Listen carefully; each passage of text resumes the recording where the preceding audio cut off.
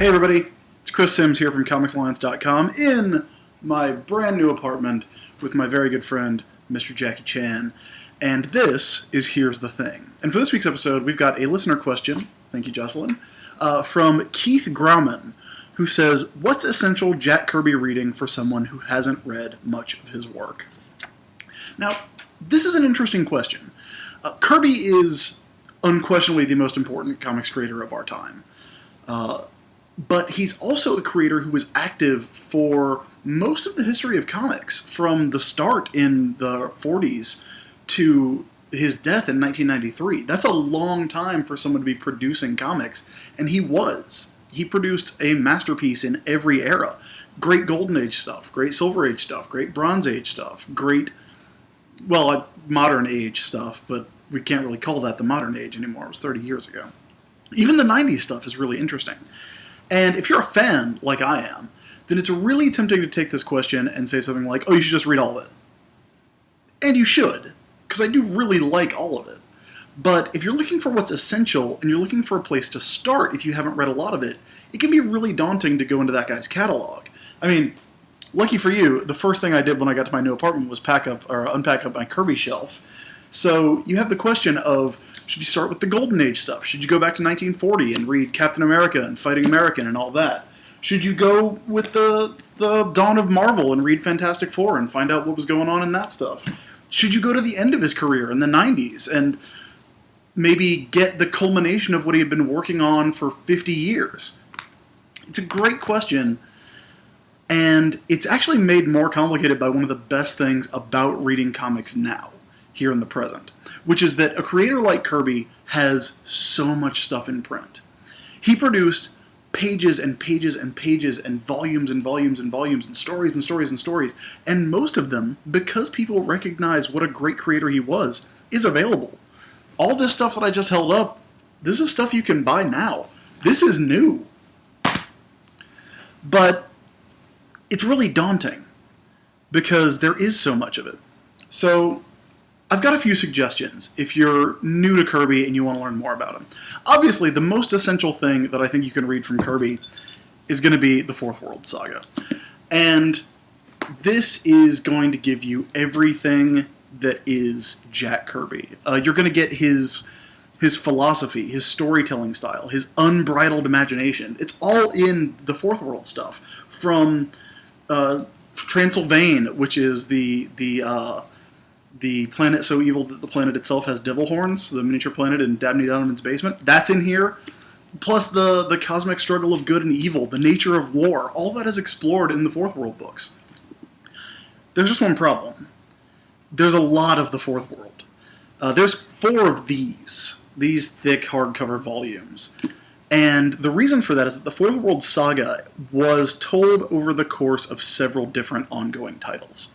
It ran through Jimmy Olsen, Forever People, New Gods, Mr. Miracle, and even involved a follow-up 20 years later, or 15 years later, called Hunger Dogs, that was printed in the 80s. That's kind of the culmination of what Kirby was doing with that book. So even that, you have to get through a lot of stuff just to see what was going on. And you don't really know where to stop. Like, do you quit when Kirby leaves the books? Do you come back when they restart a few years later with new creative teams? Do you read the stuff that was influenced by it, like Final Crisis or even Death of the New Gods? No, don't read Death of the New Gods. Death of the New Gods is terrible. But do you go through all that stuff, or do you just stick with Kirby? Do you read the stuff that he influenced? Because that's kind of as important as Kirby himself, what he did influencing other creators. So that's the essential thing to read. That is the number one thing. But maybe you want to build up to it. Maybe you want to read some other stuff. So I've got some suggestions. Oh Mack, the One-Man Army Corps. This is my favorite Kirby title. And more than that, it was actually my introduction to Jack Kirby as a creator. I mean, we've all experienced Jack Kirby creations in one form or another. I think the very first Kirby book I ever read was when in the 90s when they were reprinting the original X-Men stories. And I hated them. And for a long time I hated Jack Kirby because of that. Because the original X-Men are probably Lee and Kirby's worst collaboration. They're really not great. I don't really know how that became the dominant franchise at Marvel for so long. I mean, I do know because it was Chris Claremont and John Byrne. That's exactly how it happened. But the original stuff's really hard to get through, and it's also not a great showcase of Kirby's art. Kirby's art's obviously very stylized, and when I was a kid, I just didn't care for it. The exaggerated muscles, the way people were elongated, the close-up shots of eyes like this. It just didn't work for me. And then, you go through puberty and you have that magic summer when you're 15 and all of a sudden Jack Kirby's great. But Oh Mack is what I picked up in my 20s. Because a friend of mine, Scott, you've probably heard me talk about him before, he told me about this scene in Oh Mack number 2, and I actually just turned right to it, which is when Kirby books were often structured in a way that I call Kirby scope, which is that they all opened with a full-page splash, and then you would turn the page and get a double-page splash. So it was like this big 1-2 punch of big action. So the opening of Oh Mack number 2 has this guy telling Oh Mack that he can't go into the city. And then that happens, and Oh Mack punches 7 dudes at one time. It's pretty amazing. It's pretty great, but it's also really smart. I've talked about this before. There's a letter column at the end of Oh Mack number 1, and since they didn't have any letters yet, it's just Jack Kirby writing a little essay. And he's talking about how he has anxiety about the future because there's so much stuff that he can't really predict. There's computers that are talking to each other over long distances. There's all kinds of stuff that would eventually come true. There's a story in here about a guy who steals all the water in the world and bottles it and tries to sell it. And this came out in 1971. So Kirby predicts bottled water and makes it a supervillain plot. But it's really fascinating and really engaging. And one of the interesting things about it is that it's an updating of Captain America. Like the same idea of 98-pound weakling Steve Rogers getting the super soldier serum and going off to fight a war in a costume that's inspired by a medieval knight comes back in this, where you have 98-pound weakling Buddy Blank, who gets zapped by Brother Eye, a satellite that performs electro-hormone surgery on him, and he goes off to fight evil in this outfit that's kind of inspired by Roman and Spartan warriors.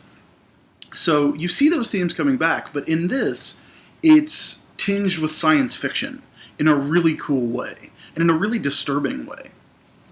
I don't think there's anything that's ever been weirder than the cover to Oh Mack number 1, and the way that story resolves itself when Oh Mack finds out that his only friend is a real doll, essentially. But you find out that Oh Mack lives so that man may live. It's really cool, and it's got a lot of the themes that would come back over and over in Kirby's life. The reluctance to glorify war, the idea that war was frightening and terrible, even if it was considered justified. Like, the entire reason Oh Mack exists is because large-scale war is too dangerous. 2 countries can't go to war. 2 armies can't go to war, because that means the end of the world. It's Cold War paranoia writ large. So they make a one-man army corps, as it says right there on the cover. It's really, really good. And there's only 8 issues of it. This is actually one of the cheaper Kirby omnibuses. When the hardcover came out, it was only $25, which is a steal. And I think I actually picked up the issues for less than that at a con. They're not hard to find. And even when DC was bringing back Oh Mack, circa Greg Rucka doing the Oh Mack project, even then when there was a spike in interest, they were never really that hard to find, which is interesting for Kirby books. So that is where I would say you should start. Along the same lines is Kamandi, or Kamandi. I say Kamandi because he lives in a bunker named Command D, but a lot of people say Kamandi. Do you like Adventure Time? Because what you might like is this blonde dude in jorts running around in a post-nuclear war society with his dog friend, Dr. Canis, and having adventures and dealing with animal people and weird stuff. It's really, really great, and it's really adventurous. In the way that Oh Mack is kind of Cold War paranoia-fueled sci-fi, a lot of the same themes come back in Kamandi. It's obviously a post-apocalyptic book. It takes place after the Great Disaster. And actually, the 2 books are linked in a way. Kamandi takes place way after Oh Mack, And the idea is that if Oh Mack fails, then Kamandi happens. If Oh Mack can't prevent World War III and the Great Disaster, humanity destroying itself, then this is what we get. We get the last boy on Earth. We get humanity reduced to one person in jorts. It's really cool. But even though Kamandi is a sci-fi book, it is much more of a straight adventure comic. You have, these classic Flash Gordon-style adventures with Kamandi dealing with all the animal people who run the world in this post-apocalyptic society. And they have great story titles, too. The Devil and Mr. Sacker. Now, Kamandi has a lot more to it than Oh Mack. And, in fact, it's almost got as much as the Fourth World when you get down to it. There's 2 of these really thick hardcovers. So there's a little more to get through, but it's also really fun, and it stays really fun all the way through, with big post-apocalyptic adventure and Planet of the Apes-inspired stuff. Highly, highly enjoyable stuff. And it's got those same themes, but presented in a way that's much more, not necessarily lighthearted, but fun to read about. Oh Mack is really fun to read, but you never get away from the idea that if Oh Mack fails, the world is destroyed. If Oh Mack fails, then World War III happens, and they drop nukes on the world. So, Kamandi is a good place to start. And a lot of people would say that I'm shortchanging 60s Kirby, because when you get right down to it, what Lee and Kirby did with Fantastic Four and the creation of the Marvel Universe really created modern comics as we know them, particularly the Galactus trilogy. That's kind of comics' first event. Well, maybe not. Maybe the Return of the Justice Society meeting the Justice League is the first event in comics, but this was a 3-issue storyline. It had a lot of build-up that ran through, and oddly enough, it ends in the middle of an issue. They deal with Galactus on page 10, and then you get Johnny Storm going off to college. But it's great, and it's really cool, and if you start reading FF at number 1 and read up through 50, you're going to see comics change in, essentially in real time. Issue by issue, Silver Age comics go away, and modern age comics are born.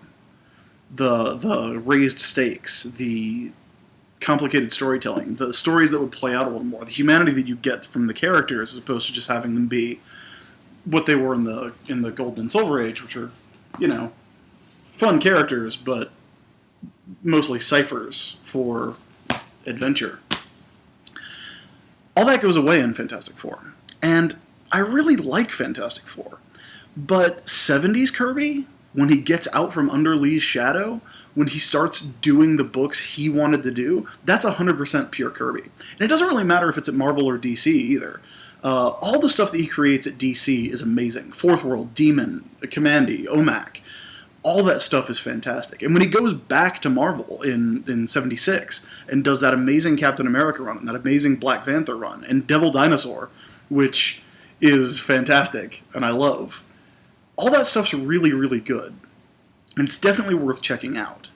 But if you want to know where to start, Oh Mack, Kamandi, Fourth World Saga, those are the things to get. And once you get those 3 comics taken together, particularly Fourth World, but starting with Oh Mack and Kamandi, those are the Rosetta Stone for understanding how Kirby works. And you can go backwards and see how they work, and you can go forwards and see how they work. And you can see those same things explored in different ways that are always new and exciting, in ways that don't ever feel like it's retreading the same ground, even when it's playing with the same themes. And that's what makes Jack Kirby the greatest comic book creator of all time, other than the fact that he essentially invented modern comics with Stan Lee and Joe Simon. But yeah, that is where you should start with Kirby, and then read all of it.